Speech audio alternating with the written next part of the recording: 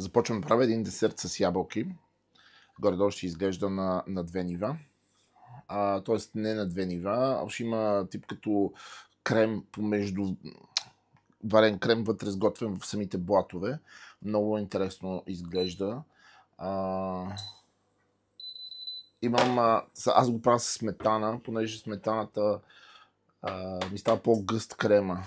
Седи ми по-тлъстичък, по-гъстичък, което е много добре. Тоест, имаме за варения крем, имаме сметана, захар, аз работя с тази златната, а може да работите с бяла, която прецените вие. Ще си остава част от захарта за яйцата, понеже яйцата са ми цели и трябва да ги направя по-мекички. Маслото ми е за втората част и ни 6 с вода. Просто трябва да си ги разтакот. Тоест, завираме млякото, добавяме си останалата част, наливаме на тънка струя, готвина крем и охлаждаме. Завира и тук ще може да си налеем на тънка струя крема и ще го готвим. Забравих да сложа ванилията.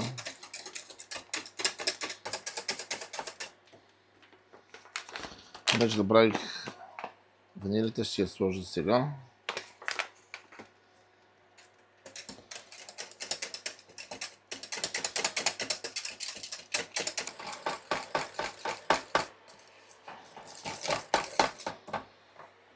Готово.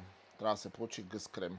Сега има малко бучки и ще сложа пасатора вътре, да може да го направя по-хомогенен и ще го охлада. Започваме втората част от рецептата.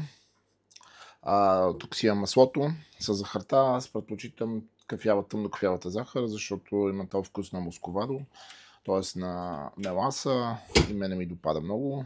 Биеме го докато не омекне, т.е. маслото ни е меко, докато не го направим като кремче. Кремообразно да е. След като го избиеме, ще добавим яйцата и киселото мляко, заедно с лимонената кора. И добавяме яйцата.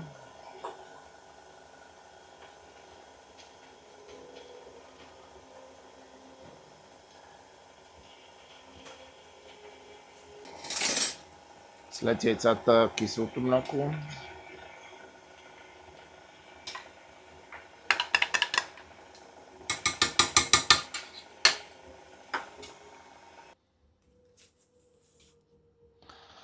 Така. Сложих си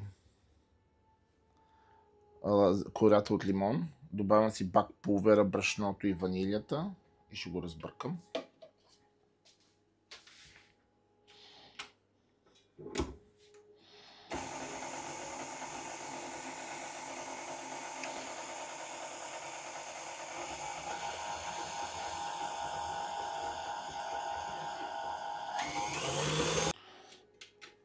И сместа ми е готова.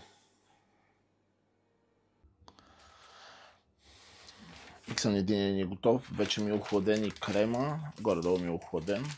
В смисъл няма да ми стопи самия микс, сложил съм си хартия върху тавичката и спокойно мога да почна да го правя, вече да ги събирам.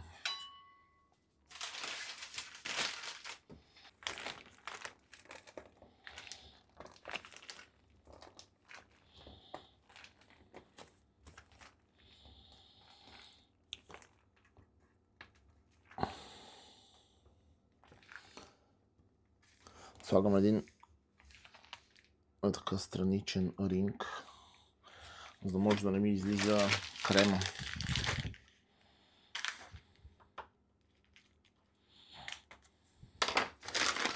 И вътрешния кръг слагам крема.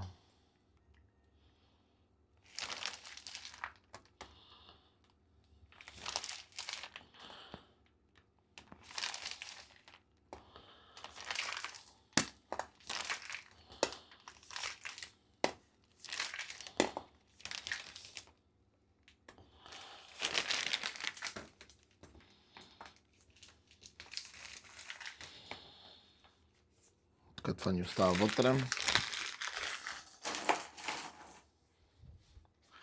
И правя нов слой отгоре.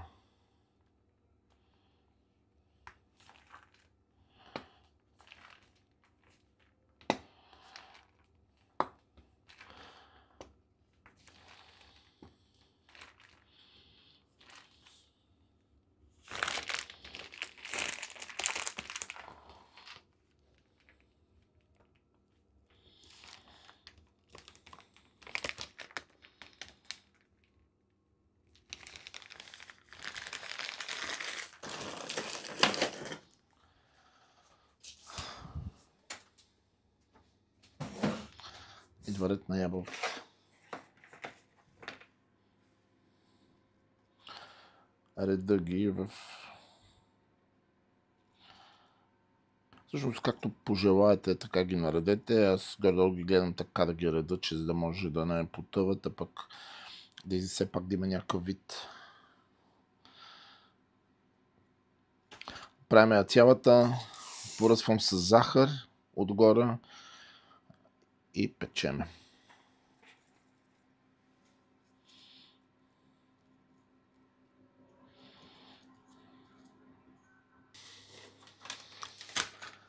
Готово е.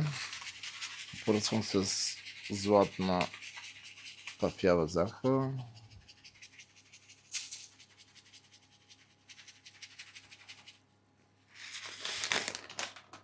Така, 170 градуса в рамките на 40-45 минути.